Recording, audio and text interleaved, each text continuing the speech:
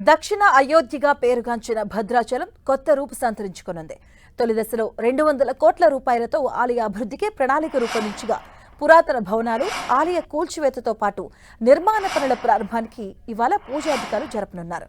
వెంటనే పనులు ప్రారంభించి వచ్చే ఏడాది జూలైలో జరిగే గోదావరి పుష్కరాల నాటికి పూర్తి చేయాలని ప్రభుత్వం లక్ష్యంగా పెట్టుకున్నట్టుగా తెలుస్తుంది. ఇందుకోసం ఇప్పటికే టెండర్లను కూడా పిలిచింది ప్రభుత్వం. 16వ శతాబ్దంలో భక్త రామదాసుగా పేరుగాంచిన కంచర్ల గోపన్న భద్రాచలంలో రామాలయాన్ని నిర్మించారు. 1960లో ఆలయంలో గోపురం పనులు చేపట్టారు.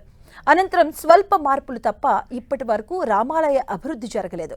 కాలక్రమేణా భద్రాచలానికి భక్తుల రద్దీ పెరిగిన దృష్ట్యా ఆలయాన్ని అభివృద్ధి చేయాలని భక్తులు కోరుతూ ఉండడంతో రాష్ట్ర ప్రభుత్వం నడుం బిగించింది.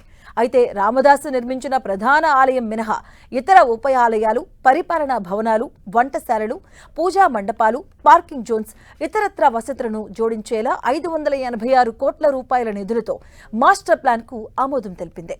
అందులో తొలి విడతగా గోదావరి ఒడ్డున 75 కోట్ల రూపాయలతో పనులు చేపట్టడంతో పాటు ఆలయ కాంప్లెక్స్ విస్తరణకు 180 కోట్లు, పరిసర ప్రాంతాల అభివృద్ధి, ఇతర కార్యాలయాల నిర్మాణానికి 96 కోట్లు కలిపి 351 కోట్ల విలువైన పనులను 2027 నాటికి పూర్తి చేయాలని ప్రతిపాదించారు.